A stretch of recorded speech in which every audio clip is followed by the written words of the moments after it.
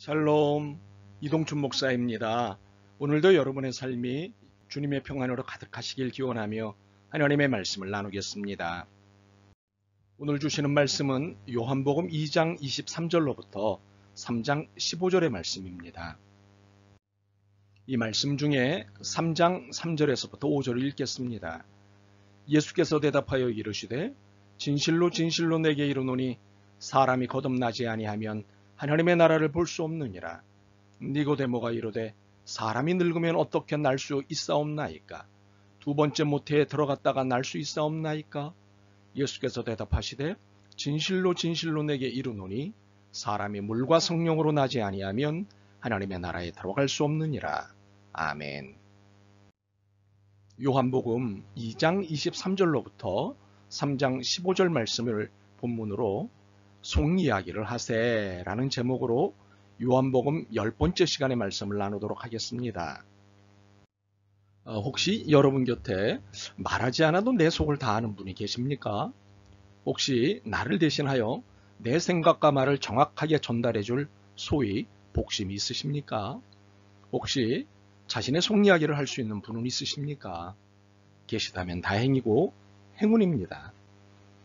안 계시다면 외로울 것입니다. 이 외로움이라는 것은 자신의 속이야기를 할 수 있는 누군가가 없거나 누구도 속마음을 몰라줄 때 생깁니다. 니고데모가 그랬습니다. 혹시 사이다 발언이라는 말을 들어보셨는지요?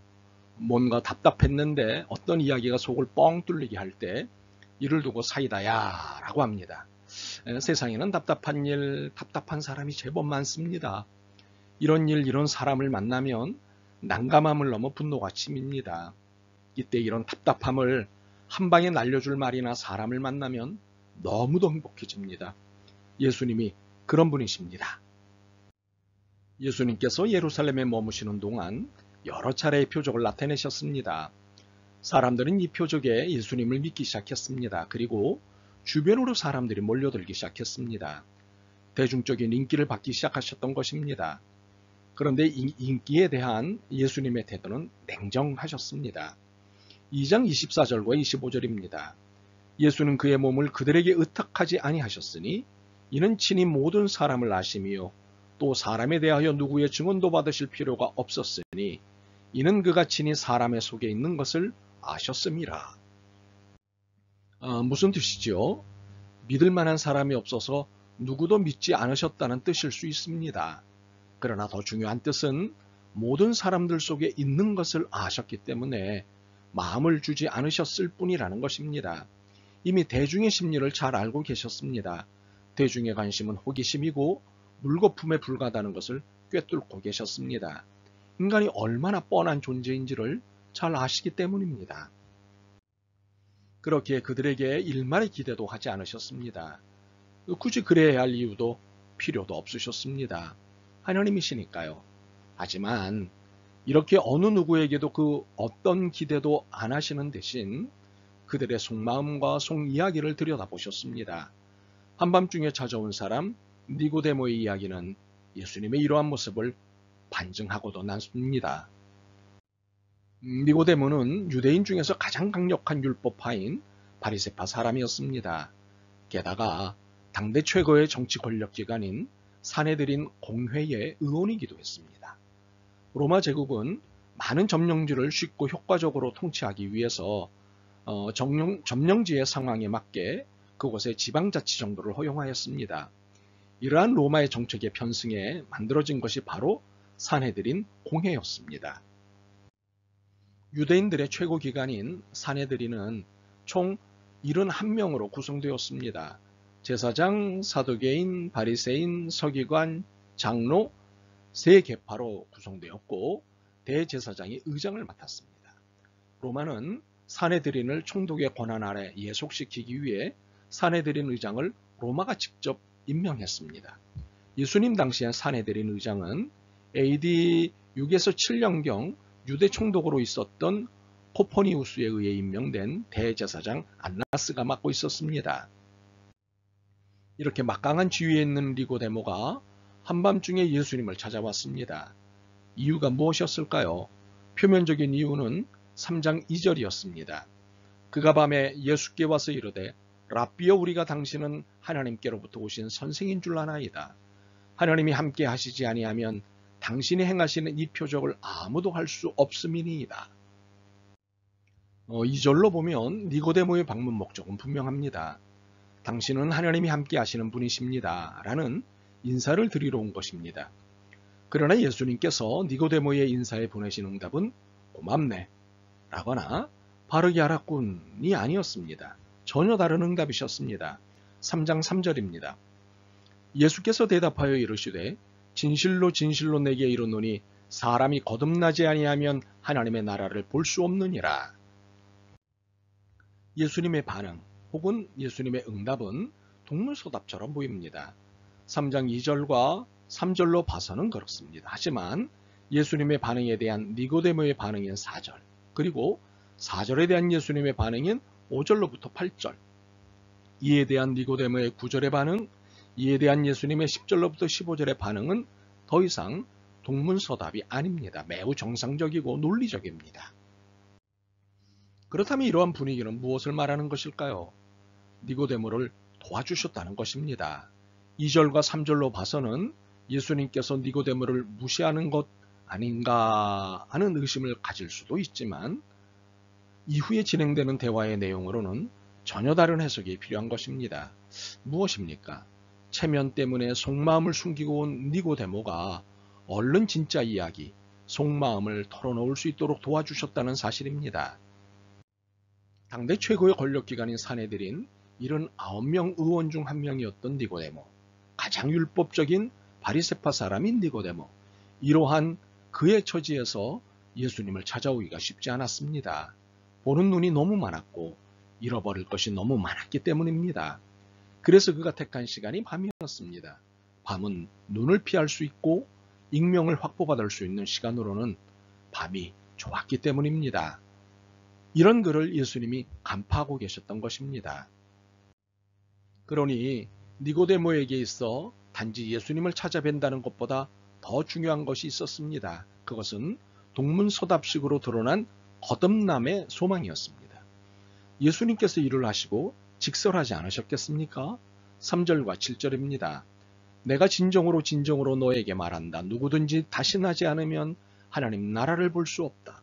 내가 내게 거듭나야 하겠다는 말을 놀랍게 여기지 말라. 니고데모가 예수님을 찾아올 때 단지 인사만 드리러 온 것이 아니었습니다.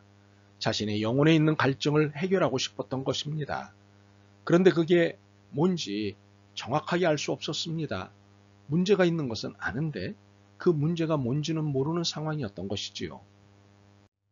사실 이것이 대부분의 사람들에게 있는 문제이고 의문입니다.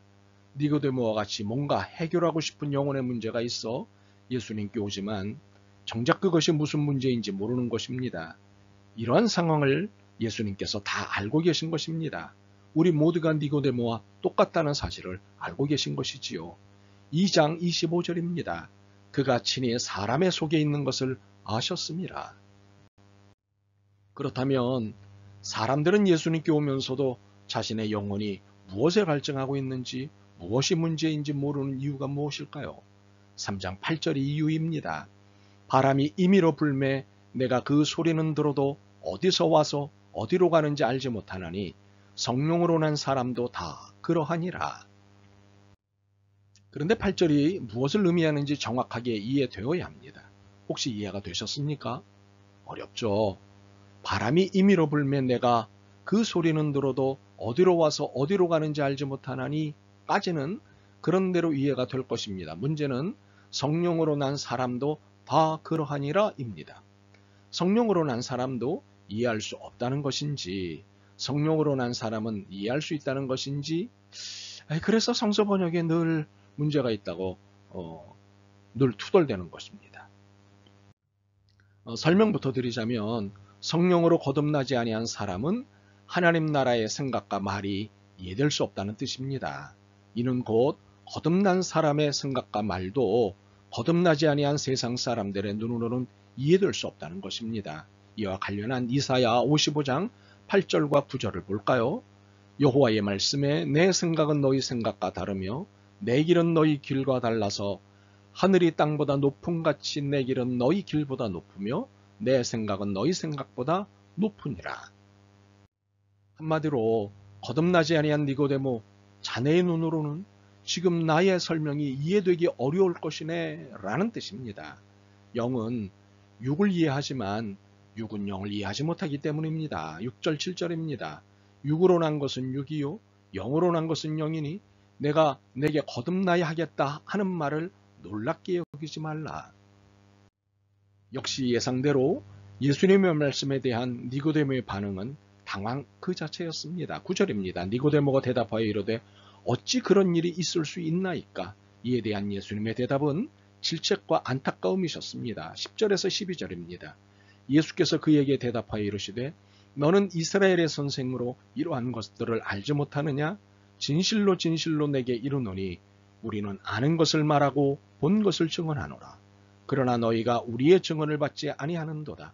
내가 땅의 일을 말하여도 너희가 믿지 아니하거든 하물며 하늘의 일을 말하면 어떻게 믿겠느냐.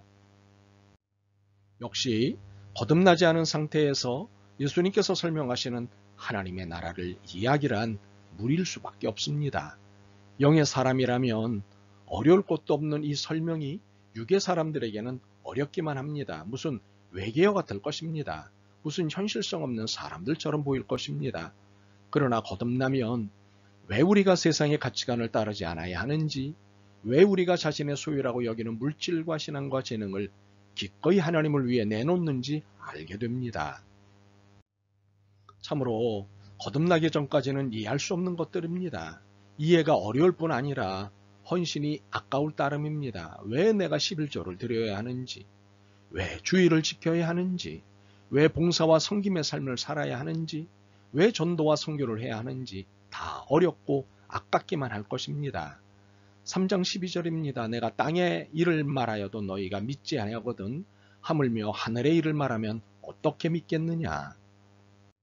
언뜻 보면 니고데모에 대해 답답해 하시는 예수님으로 보입니다. 하지만 내용을 곱씹으면 니고데모의 속마음, 속 이야기를 읽고 그를 이해하시는 예수님이 보입니다.